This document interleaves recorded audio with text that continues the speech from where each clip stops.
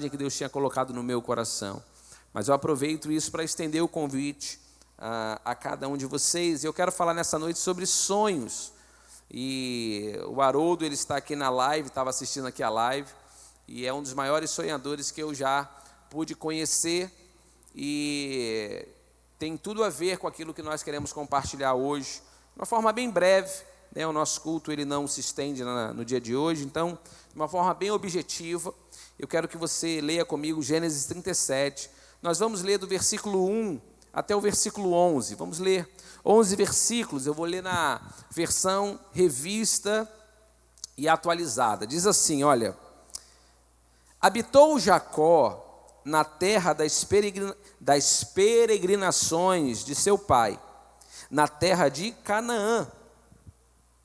Esta é a história de Jacó.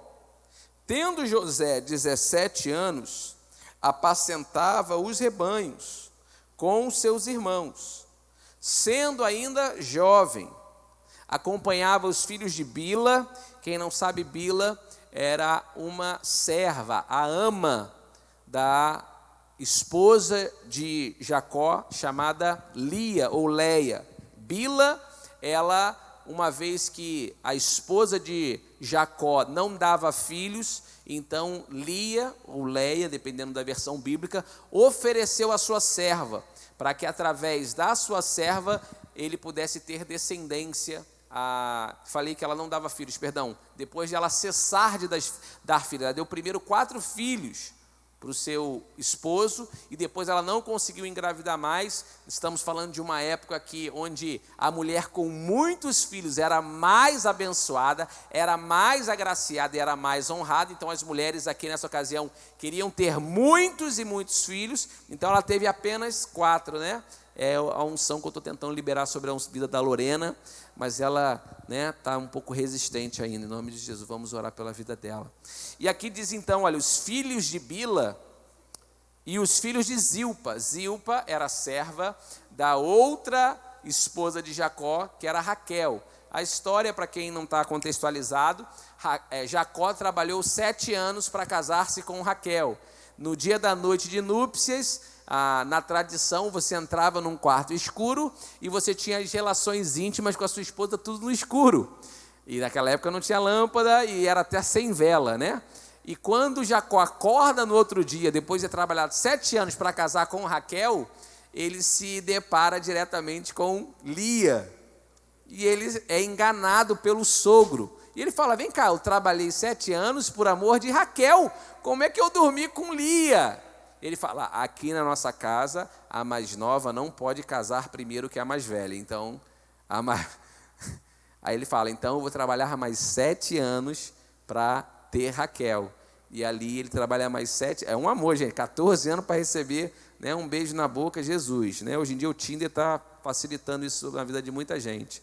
Mas é o seguinte, mulheres de seu pai, ou seja, filhos de Bila, filhos de Zilpa, mulheres de seu pai Jacó. O que José fazia? Trazia mais notícias deles a seu pai.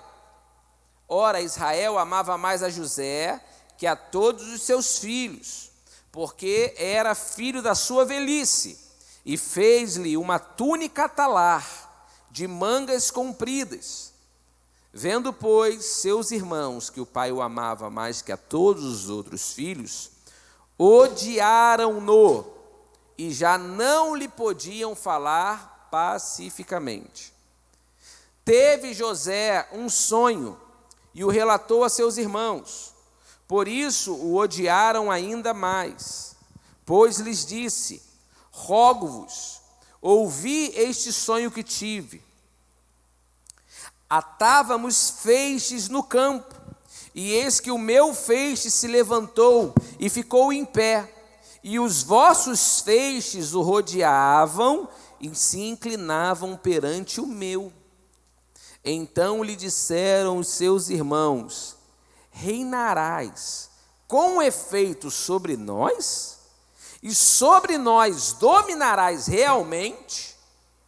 E com isso, tanto mais o odiavam por causa dos seus sonhos e de suas palavras. Teve ainda outro sonho e o referiu a seus irmãos, dizendo: sonhei também que o sol, a lua e as 11 estrelas se inclinavam perante mim.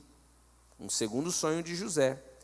Contando-o a seu pai e a seus irmãos, repreendeu o pai e lhe disse: que sonho é esse que tiveste?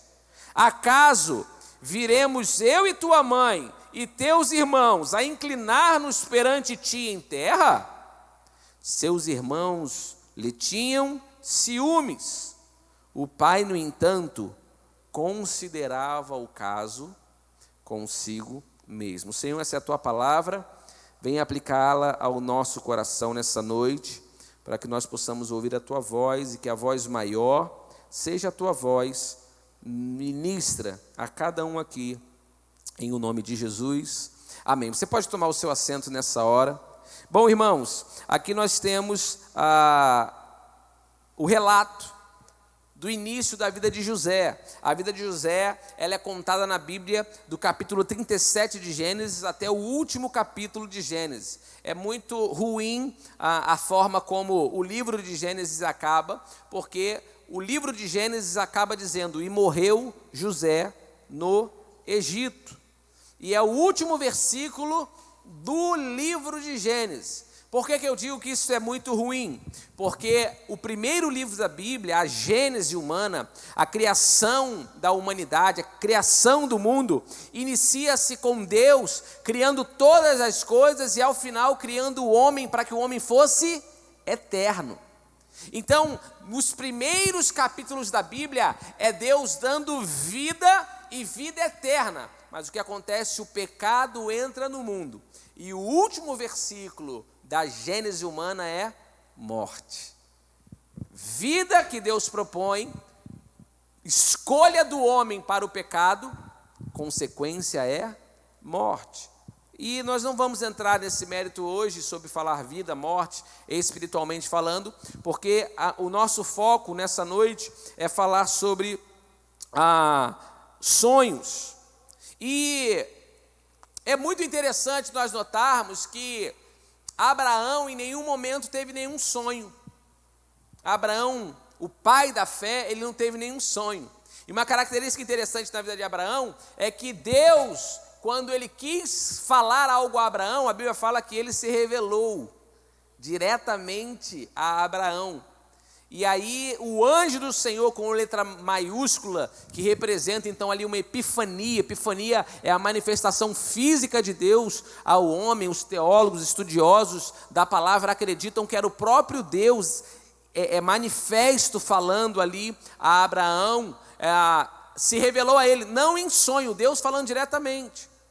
Mas a Bíblia diz que Deus fala aos seus profetas através de sonhos e visões.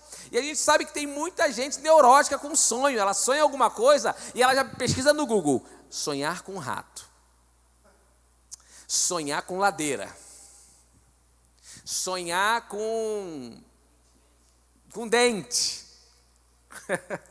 Já pesquisou, né? Já viu? Alguém conhece alguém assim? É mais superstição do que, na verdade, querer interpretar sonhos. Gente, nem todo sonho é uma mensagem de Deus. Às vezes o sonho que foi ruim foi a buchada de bode que tu comeu antes de dormir, né? A má digestão, ficou meio afogado naquele sono à noite, teve um pesadelo, ai meu Deus. Não, você...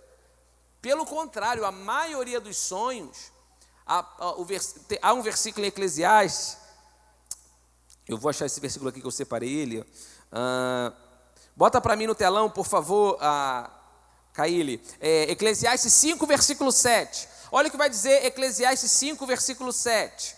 Vai dizer o seguinte: em meio a tantos sonhos absurdos e conversas inúteis, tenha temor de Deus.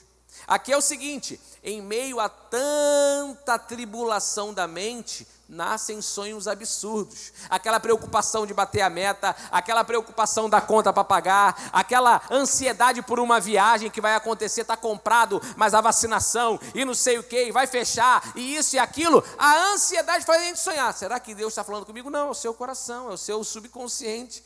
que está o tempo todo focado naquilo. Então, a maioria dos nossos sonhos é baseado nisso. Olha o que diz aqui, ó. Coloca na versão NVT, nova versão transformadora, por favor. Olha, e para a gente ver esse texto de Eclesiastes.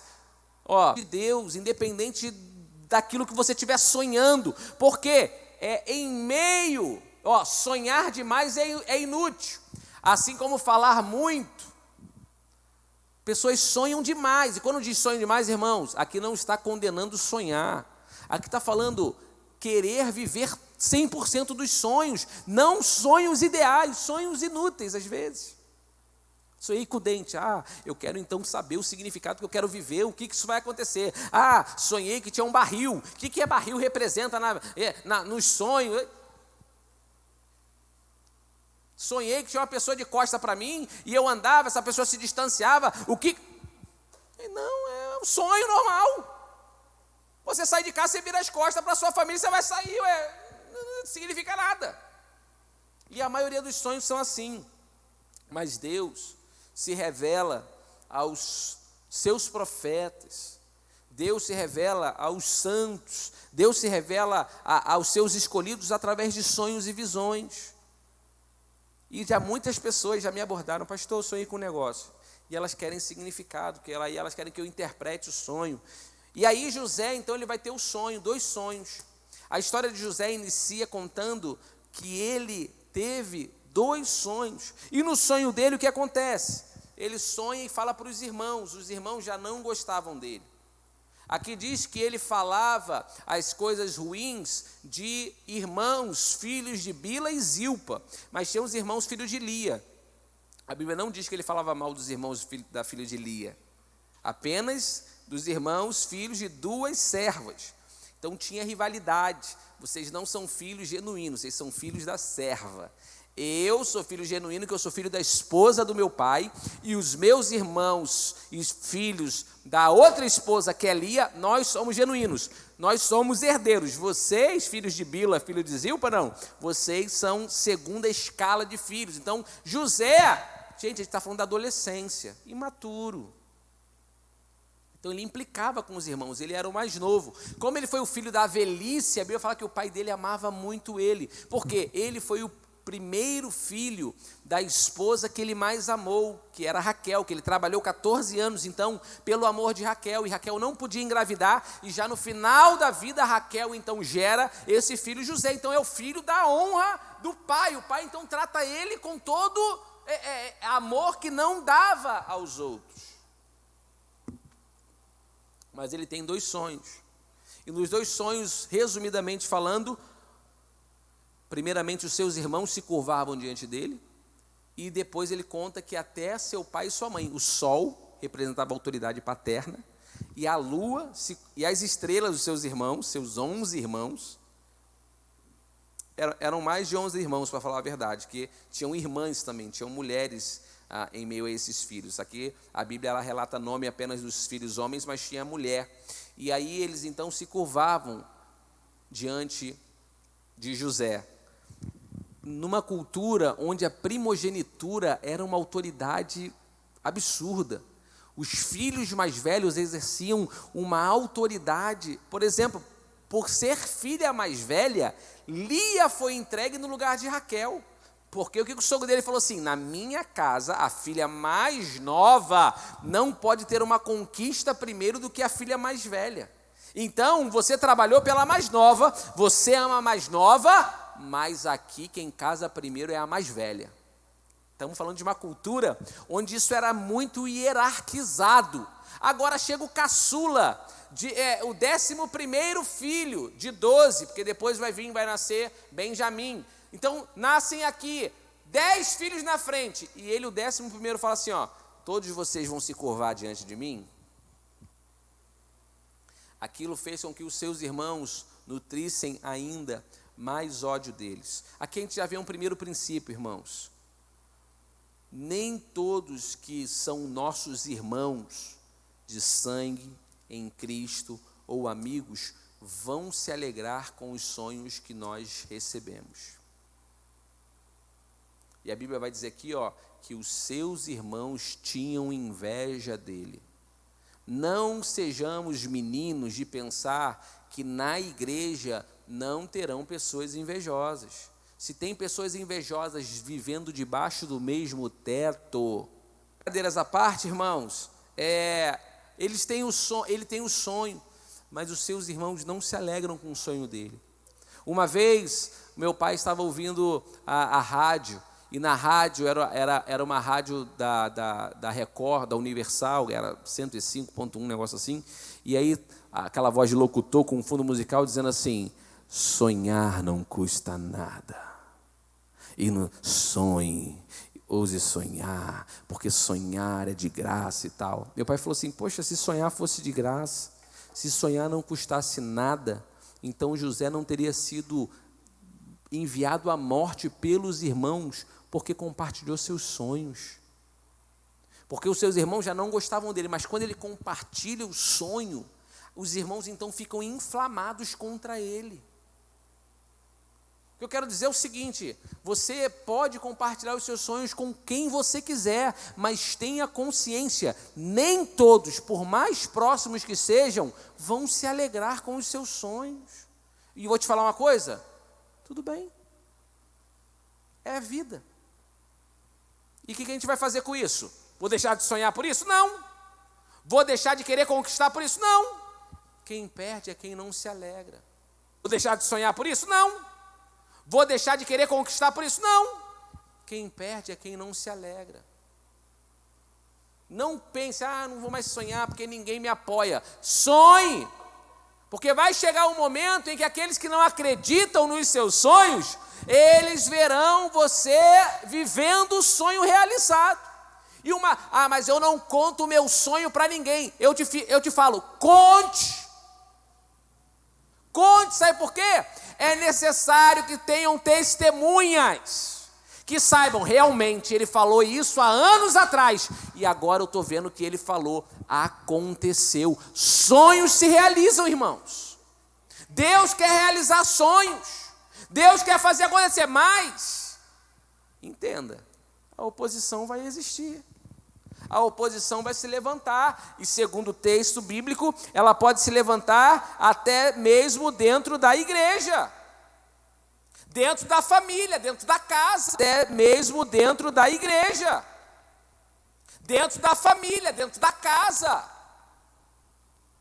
Meu pai, ele conta uma história.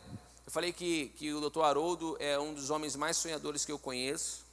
E já na frente eu vou contar uma história que nós vivemos essa semana sobre sonhos. Por isso que meu coração tem ardido por essa palavra. Mas o meu pai, ele é o maior sonhador que eu já conheci, né? É alguém que vem da extrema pobreza, de não ter o que comer, de aos 7 para 8 anos de idade ter que sair para ser engraxate na rua, e aí ficar caçando o que comer, enfim, alguém que foi crescendo, foi se levantando, e aí se tornou, já encurtando muito a história, uma vida muito sofrida. Então ele fazia tudo isso sóbrio? Fazia sóbrio. Horrível, coisas horríveis. E agora então meu pai, ele entra para uma empresa, uma espécie de Casas Bahia da época, do norte de Minas, né, que vendia móveis, vendia coisa para casa. Lá ele se torna o primeiro vendedor, e em 6 meses ele começa a ganhar muito dinheiro, que ele compra um terreno, constrói uma casa e ia casar com a noiva dele.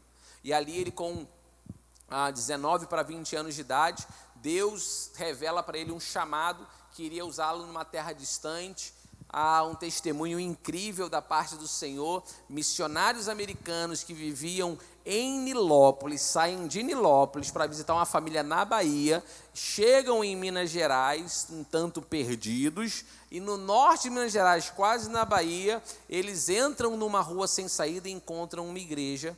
E eles falam, é domingo, vamos assistir o culto nessa igreja, uma igreja de chão de terra, uma igreja sem microfone, uma igreja extremamente pobre, e quando entra tem um jovem tocando pandeiro e cantando a capela, nem pandeiro tinha, cantando a capela. Esse jovem era o meu pai, e meu pai ali cantando. O pastor do meu pai era um homem analfabeto, que o meu pai, sabendo ler, ele quem lia para o pastor dele. O pastor dele chegava no culto e falava assim, Amadeu, lê aqui para mim a Bíblia no texto para eu pregar. Aí meu pai falava assim, qual o texto, pastor? Ele, Lê qualquer um que você lê eu prego.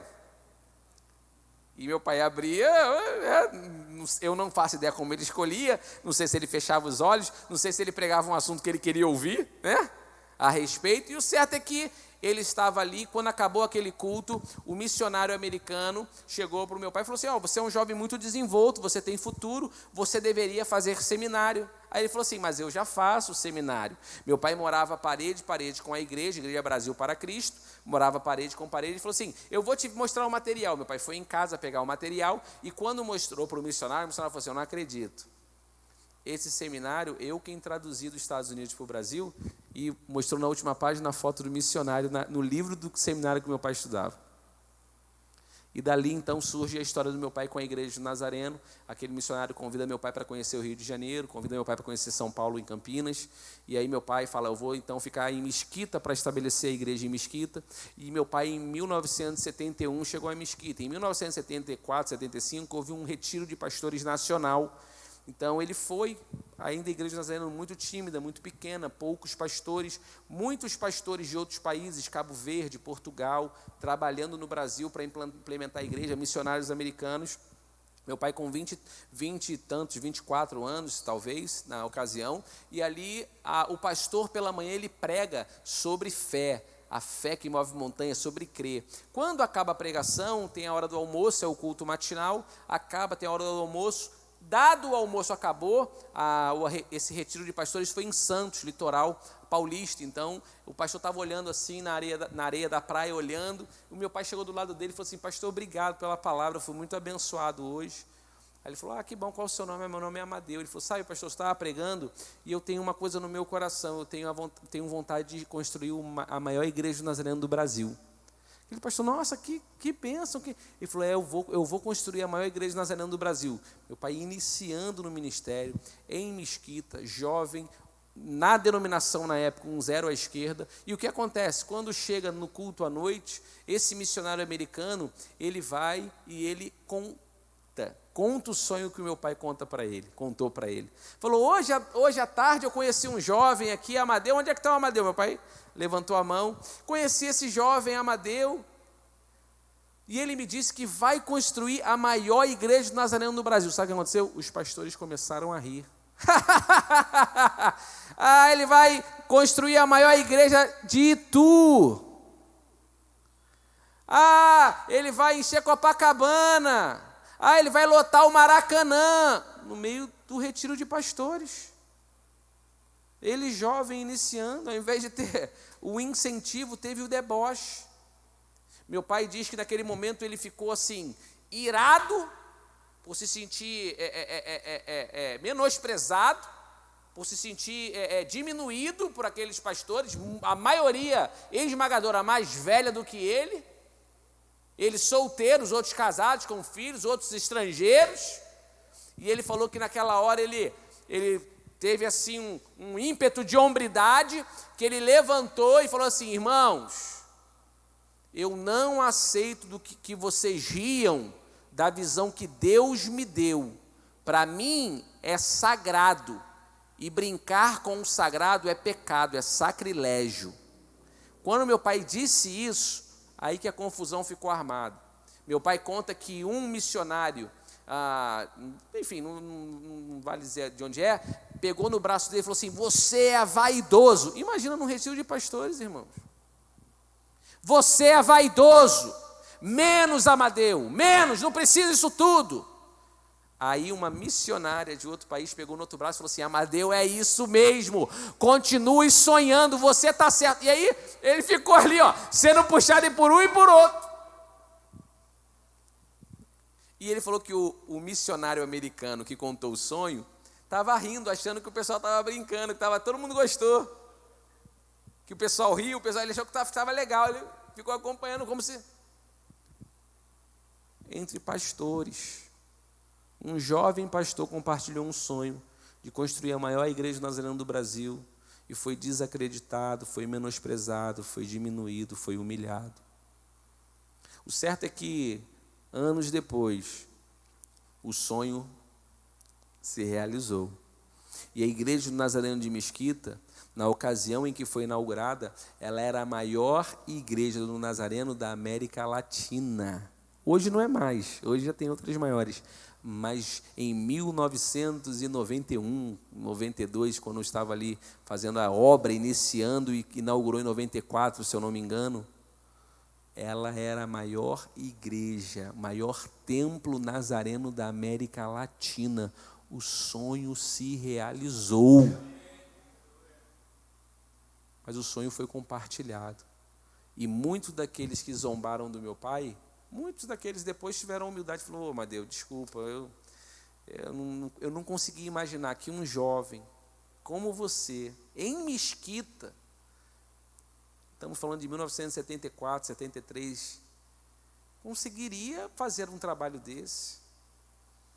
Mas o nosso Deus realiza sonho. Fazer um trabalho desse. Mas o nosso Deus realiza sonhos. E eu quero dizer o seguinte: o sonho ele precisa ser alimentado no nosso coração. E a palavra que eu falei ontem na célula, de forma muito breve, eu fiz uma pergunta para todos, né? Qual o maior sonho realizado, né, Marcel? Qual foi o maior sonho realizado na sua vida? Aí todo mundo, ter a minha família. Eu falei, tá bom, então agora todo mundo é romântico, todo mundo ama a família. Então agora, tirando a família, qual é o maior sonho conquistado? A empresa que eu abri, a faculdade que eu me formei, a conversão dos meus pais. As pessoas começaram a compartilhar os maiores sonhos realizados que Deus já tinha realizado. Sabe o mais maravilhoso? Deus tem mais para realizar. Deus tem mais vida para Marcel, Deus quer realizar mais na vida do Marcel. Deus tem mais vida para o Tiago, para realizar mais na vida do Tiago. Deus tem mais na vida de Jacimar, para realizar mais na vida de Jacimar. Deus tem mais na vida de Mari, na vida de Renan. Deus tem mais. E o nosso Deus é o Deus que dá sonhos e é o Deus que realiza sonhos. A palavra diz, aquele que um dia prometeu, ele é fiel para cumprir. O nosso Deus não é apenas o Deus que nós cantamos, como dizemos, Deus de aliança, Deus de promessas, Deus que não é homem para mentir, tudo pode passar. Os anos vão passar, as coisas vão mudar, mas a palavra vai se cumprir. E qual é a parte que nós cantamos também? Posso enfrentar o que for. Maior é o que está em mim do que o que está no mundo. Maior que você tem que dizer isso, quando as coisas se levantarem contra, você tem que se dobrar diante de Deus e falar, Senhor, eu sei que o Senhor está comigo, maior é Deus comigo do que qualquer oposição lá fora. Deus quer realizar os nossos sonhos. Deus é Deus de realização, não apenas de planos. Mas existe o processo.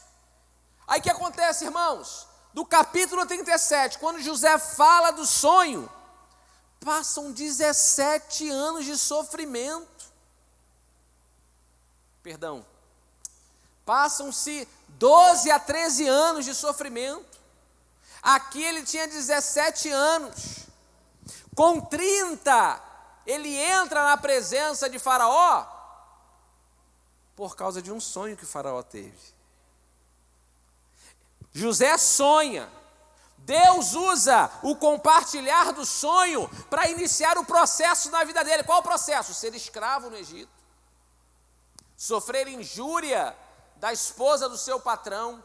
Ser preso, encarcerado, certamente espancado. Ser esquecido, abandonado, um indigente. 12 anos se passam, Faraó tem um sonho. E alguém fala assim, tem um prisioneiro hebreu que revela os sonhos. O Faraó fala, manda chamar ele. Quando o Faraó conta os sonhos, ele fala, Faraó, seus sonhos são 2 sonhos diferentes, mas é a mesma coisa. 7 anos de escassez, 7 anos de bonança e 7 anos de escassez. Sem que Faraó falasse nada, prepare um homem que junte na terra 1/5 de toda a colheita do cereal. Começa ajuntar os 7 anos de bonança, para que quando chegue os 7 anos da escassez, vocês não tenham falta de nada. Faraó fala assim: quem que eu vou levantar que tem tanta sabedoria quanto você? Não existe no Egito. Agora, a partir de hoje, depois de mim no Egito, é você, José. E chama ele de... Fenate não, é... Zafenate Paneia. Chama aí, dá um nome egípcio para ele, dá o selo, o anel com o selo de Faraó para tudo aquilo que José quisesse. Ele tinha autoridade. Depois, no Egito, o maior era José. O sonho se cumpriu. Sabe por quê? Porque com o tempo da escassez, os seus irmãos chegaram. Os feixes chegaram. As estrelas do sonho chegaram. E todos eles se dobravam: somos teus servos, faz o que quiser de nós, Senhor. Sem reconhecer que era José. E a Bíblia fala que José vê os seus irmãos. Certamente ele lembrou do sonho. Caramba, só não imaginava que eu ia sofrer tanto para chegar aqui. Só não imaginava que ia ser tão doloroso para chegar aqui. Irmãos, eu encerro essa mensagem porque é uma palavra muito objetiva, contando algo que eu vivi ontem. Ontem eu vivi algo que foi um reacender do meu coração. Gente, uma coisa tão simples, uma coisa tão, para muitos, insignificante, mas para mim é o meu processo. Então eu sou um pastor novo, né? Pastor de igreja apenas há 9 meses, estou iniciando no meu ministério, ainda a nossa igreja ainda não é uma igreja independente, ainda somos totalmente ligados, 100% ligados à nossa igreja mãe. Então, desde os 9 meses que eu estou aqui, Deus tem mantido nosso sustento, nos guardado. E o que acontece? No ano passado, eu coloquei algumas metas para o ano. Eu vou pregar esse ano ainda em fevereiro sobre a importância das metas e dos objetivos a serem alcançados para o ano, a importância de nós planejarmos o nosso ano. Gente, é muito importante. Eu ignorei isso por muitos anos, mas eu já percebi a diferença agora nos 3 anos que eu tenho feito isso. E eu botei algumas metas, se eu não me engano, eu botei 14 metas para alcançar. Das 14 metas que eu botei para alcançar, eu alcancei 12. E 2 delas eu não alcancei por bobeira minha, coisa que se eu me esforçasse um pouquinho mais, eu tinha alcançado. E uma delas era trocar de carro. Eu tenho um carro, um Up, ele está quitado, é 2014. Para mim um carro excelente, me serve perfeitamente, não tenho nenhuma reclamação do carro, econômico, bom motor, manutenção barata. Mas nós temos um filho, eu e minha esposa, né? E o carro ficou apertado com o filho, e nós estamos grávidos de outro filho agora. Vai chegar um outro menino, e aí o carro já não tem um porta-mala para comportar coisas para 2 meninos e carrinho de bebê e mais 2 cadeirinhas de bebê. Então, urge uma necessidade, não é de ter o carrão, né? Recebo o carrão, quero o carrão, mas o jeito é ter um carro um pouco maior. Ano passado eu botei isso como meta, mas eu em momento algum saí do meu lugar para ir numa concessionária, em momento algum eu abri um site no meu celular para ver preço de carro. Ué, como é que vai acontecer? Vai cair do céu? Alguém vai chegar e falar assim: Deus falou para mim que tu botou uma meta, toma um carro. Pode fazer? Pode, mas a gente tem que fazer a nossa parte. E eu não fiz nada. Chegou em dezembro, meu cunhado, passou o ano todo, eu esqueci dessa meta.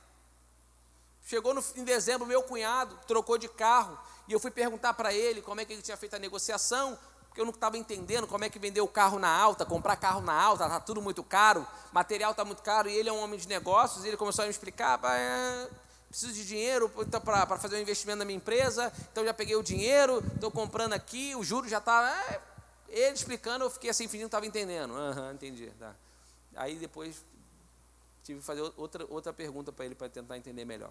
E aí, ele falou assim: você devia vender o teu carro está muito bem avaliado, tu vende o teu carro agora, tu pega um outro não sei o que, se tu pegar acima de 2018, tu já está vindo no carro 2013, 14 para o carro 2018, é muito melhor. Aí eu falei: que papo de maluco, não tem condição nenhuma de trocar de carro. Aí cheguei em casa e falei para a Lorena, minha esposa: amor, é mole, o Wesley está botando maior pressão para a gente trocar de carro, quer que eu vá não sei aonde para olhar isso, para olhar o carro, para não sei o que, eu vou trocar de carro. Aí a Lorena falou assim: não era uma das nossas metas desse ano? pode ser que Deus esteja usando ele para despertar a gente para fazer isso. Na hora aí que eu me lembrei que era uma meta do ano. Eu falei, caramba, é verdade.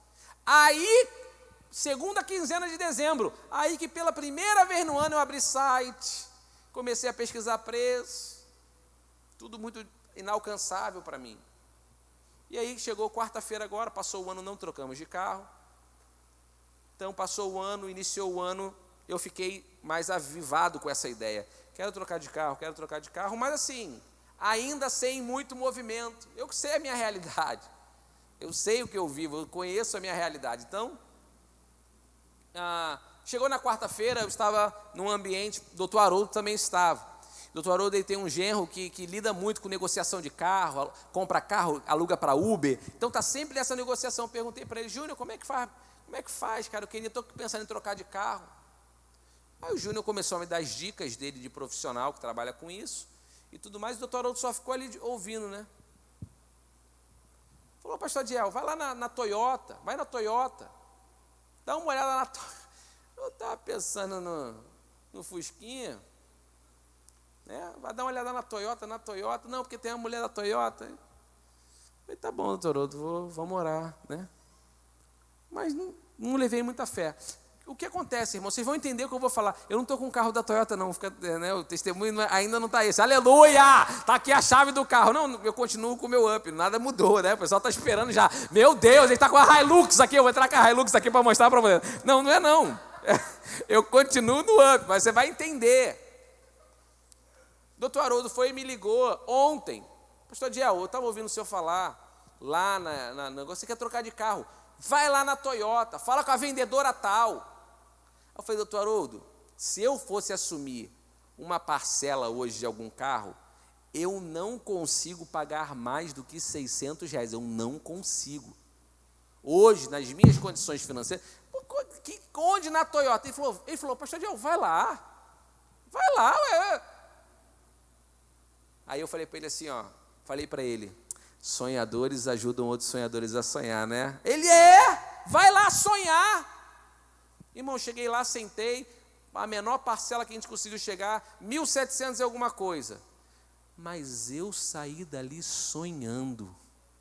Você está entendendo? É isso que eu quero que você entenda. Eu não saí dali com o carro. Eu não estou com a chave do carro aqui para dar o testemunho, irmão, está aqui. Não, mas eu estou sonhando. Eu já estou animado a ir em outras concessionárias, eu já estou animado a correr atrás para ver um não sei o quê, eu já estou animado a mover e fazer acontecer algo que eu tinha colocado como objetivo, mas eu tinha esquecido e escanteado. Ouse sonhar. É a casa, é a promoção, é o carro, é a viagem, o que é? Ouse sonhar, porque o nosso Deus realiza sonhos. E o que eu quero dizer para vocês é que na minha esfera humana nada mudou, mas algo dentro de mim mudou, irmãos. E eu percebo isso, eu percebo que eu estou diferente, que há um ânimo em mim agora para que isso aconteça. E eu vou te dizer, vai acontecer. Em breve eu vou estar chegando aqui com o meu carro novo, ainda que não seja a Hilux, mas vai ser um carro novo. Ainda que não seja zero, vai ser bem mais novo do que o meu, vai ser melhor do que o meu, e eu vou alcançar um objetivo que eu coloquei. Qual é o seu sonho? Que talvez esteja esquecido. Qual é o seu sonho que talvez esteja guardado? Quer aprender a surfar? Temos um professor de surf na igreja. Quer aprender a cozinhar? Temos umas chefes de cozinha aqui. Quer aprender a pregar?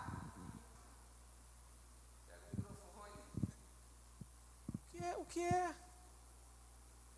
Quero fazer uma viagem, tirou o passaporte. Quero ter meu carro, tem habilitação. Ouse sonhar. Comece a caminhar em direção aos seus sonhos. Irmão, eu sei que se eu vou conquistar esse carro, eu sei que eu vou querer trocar lá na frente. Não é assim, cheguei agora, poxa, daqui a 20 anos agora eu estou pensando em trocar. Não, eu sei que isso é supérfluo. Mas na minha realidade é uma conquista que eu quero ter. O momento que eu vivo é uma conquista que eu quero ter. No momento que você está vivendo, qual é a conquista que você quer ter? O que é que você quer alcançar nesse ano? O que é que você quer alcançar no primeiro semestre? O que é que você quer alcançar até dezembro? O que é? Fala, compartilha, corre atrás. E eu estou aqui tentando ser um sonhador, ajudando sonhadores a sonhar. Mas eu já tive uma fase da minha vida, e eu encerro dizendo isso, que as pessoas me perguntavam, qual é o seu sonho? E eu falava achando que era virtude, tá? Não tenho nenhum sonho, aquilo que Deus tem para mim é o que eu quero. Idiota! Que idiotice! A Bíblia fala assim, a Bíblia diz, Deus diz, pede-me que te darei as nações por herança. A Bíblia diz, olha, onde colocares a planta dos teus pés, eu te darei. Sabe por que a gente não recebe? Porque a gente fala assim, a gente chega, bota a planta do pé e fala assim, se eu pudesse, se o meu dinheiro desse, se eu tivesse naquele trabalho, se aquele meu vídeo viralizasse, se eu tivesse conseguido. Irmãos, eu cheguei na concessionária ontem, a mulher falou assim, quanto é que vocês podem pagar? Eu falei, eu nem sei quanto, eu não queria falar 600 para não rachar muito a cara. Eu falei, querida, eu vim aqui só para saber a realidade, eu nem sei, nem fiz as contas ainda, para saber quanto eu posso pagar exatamente. Eu quero saber qual é a realidade, para eu começar a sonhar a partir daí. Gente, foi tão legal ver a Lorena entrando no carro, sentando no carro. Gostei desse aqui. Falei, vai gostando, vai gostando. E a gente estava no carro de entrada, que é o Yaris. É muito para Deus fazer? A gente tem Irmãos, a gente tem a estupidez de pensar assim, não, vou pedir isso para Deus, é muito caro. É como se Deus fizesse conta. Eu estou endividado, que eu sou o Papai Noel, comprei muito presente no Natal, agora eu não sei. Irmãos, a Bíblia fala que Deus, o nosso Deus, é dono do ouro e da prata, Ele tem recursos inesgotáveis. A Bíblia fala que Deus tira de todos aqueles que o desonram, para abençoar aqueles que o honram. Está na Bíblia, não sou eu que estou dizendo, não é teologia da prosperidade, é a palavra de Deus. Eu tenho que tomar posse, eu tenho que acreditar, e eu tenho que colocar em prática. É difícil? Muito.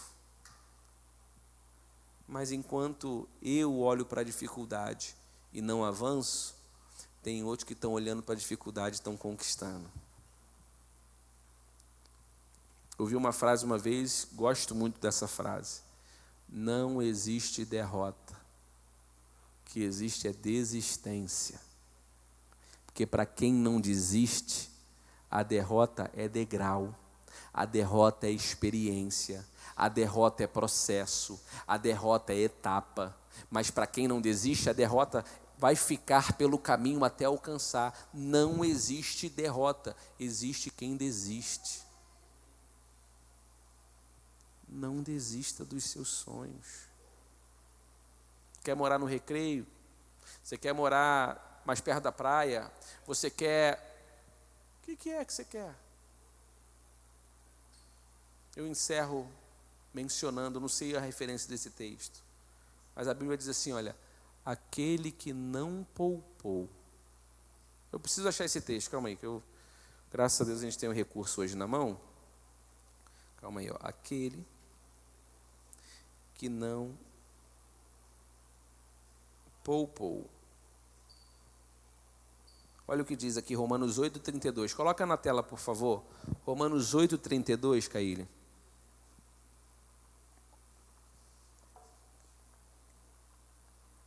Olha o que diz esse texto, irmãos.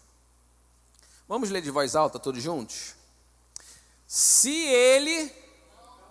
Vamos ler junto, em voz alta, em nome de Jesus? 1, 2, 3 e já. Se ele...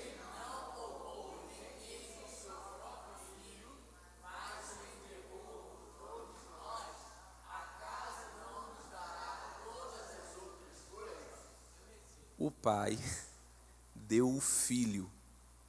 Não vai me dar um carro? O pai deu o único filho. Não vai realizar o meu sonho? Aquele que não poupou o seu filho, seu próprio filho, seu filho amado, seu filho único, aquele que não poupou para me dar, não vai me dar todas as outras coisas? O nosso Deus realiza sonhos. Você pode dizer isso? Meu Deus realiza sonhos. Você pode dizer isso com mais convicção? O meu Deus realiza sonhos. Pode dizer mais uma vez, o meu. Você pode fechar os seus olhos, colocar a mão no seu coração e dizer com fé. Diga, o meu Deus realiza sonhos. Você está acreditando nisso? Não é mantra não, é palavra de Deus. E você viverá sonhos não apenas sonhados, mas sonhos vividos. Sonhos realizados. É vontade de Deus. Irmãos, é vontade de Deus que essa igreja cresça. Te fala, se Deus quiser, Deus quer. Eu que tenho que pregar, você que tem que convidar os outros. Ouvi um amém, mas amém. Mas Deus vai fazer, o pessoal está impactado. Estou impactado com a palavra. Vamos colocar de pé em nome de Jesus. Nós cantamos, hoje o meu milagre vai chegar. O seu milagre chegou nessa noite já. Receba essa palavra como uma semente. Fala, opa, eu estou plantando essa semente no meu coração. E o meu milagre vai chegar. Não, ele já chegou nessa hora. Como nós acabamos cantando, me dá vitória nessa. Você deseja? Você crê que o Deus de promessa não é homem para mentir? Você crê nisso? Você crê que você pode enfrentar o que for? Ele luta por você, você crê nisso? Então nós vamos agora, em nome de Jesus, colocar diante do Senhor qual é o seu sonho.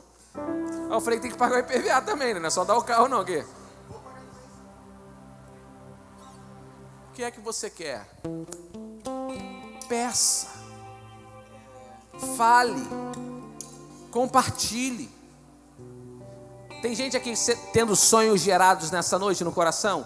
Deus está lembrando vocês aqui de sonhos nessa noite? Tem alguém aqui lembrando de sonhos que estavam adormecidos? Tem alguém aqui lembrando? Tem alguém? Deus vai realizar esse sonho em nome de Jesus.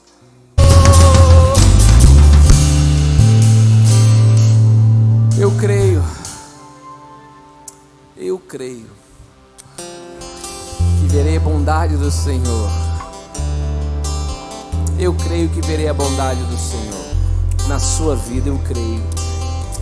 Eu creio que eu verei a bondade do Senhor na sua vida. Bondade e misericórdia certamente me seguirão todos os dias da minha vida. Eu creio, eu vou ver a porta aberta na sua vida. Eu vou ver a conquista, eu vou lembrar dizendo, eu vi como você chegou aqui, eu vi como você está hoje. Eu vou poder celebrar contigo dizendo, eu tenho visto a boa mão do Senhor estendida sobre a sua vida, porque o nosso Deus não é homem para que minta, e nem filho do homem para que se arrependa. Se ele disse, ele vai cumprir. Se ele prometeu, ele vai cumprir. Ele é Deus, ele é Deus, ele é Deus, e fará infinitamente mais na sua vida daquilo que você tem pedido ou tem pensado. Apenas creia, e se você crer, dê a ele a sua melhor palma nessa noite. Aleluia, essa é a sua melhor palma, essa é a sua melhor palma, a palma de quem crê, a palma de quem celebra. Aplaude celebrando a vitória do Senhor na sua vida. Aleluia, glória a Deus. Você pode dizer glória a Deus? Queria acabar a mensagem 9 horas, já são 9h20, irmãos, 28. Peço desculpa o horário, mas quantos foram abençoados aqui nessa noite? Deus tinha essa porção da palavra para ministrar aos nossos corações. Eu convido você a vir orar também, a vir buscar, para que a bênção se cumpra, se concretize. Nós estamos orando aos sábados, às 5h30 da manhã. Caramba, pastor, 5h30 da fila é menor, tem menos gente pedindo, a gente se antecipa. Vem orar 5h30 da manhã conosco. venha pedir, colocar diante do Senhor, como diz a palavra do Senhor: aqueles que me buscam cedo, de madrugada me encontram. Então nós queremos, assim como Jesus subia ao monte para orar de madrugada, nós queremos pela madrugada, já fim da madrugada, início de manhã, nos apresentarmos diante do Senhor. Temos feito isso aqui desde o segundo mês de vida dessa igreja, aberto as portas aos sábados, às 5:30 da manhã para orar. Venha orar, venha apresentar diante do Senhor a sua vida e as suas petições. Domingo às 10 horas teremos o nosso culto, e domingo às 18h30 também serão cultos de Santa Ceia. Então, uma linda oportunidade para você estar conosco, celebrando, convidar aquele amigo, aquela amiga, e que Deus abençoe a sua vida tremendamente. Segunda-feira, 3 horas da tarde, o encontro delas de oração. O pastor Jacimar tem guiado as nossas irmãs aqui em oração, e na próxima quinta, às 19h30, estaremos aqui celebrando ao Senhor. Amém, irmãos? Amém, irmãos? Amém, irmãos? Deus, obrigado por essa noite, obrigado por essa palavra. Despede-nos desse lugar, mas não da tua presença.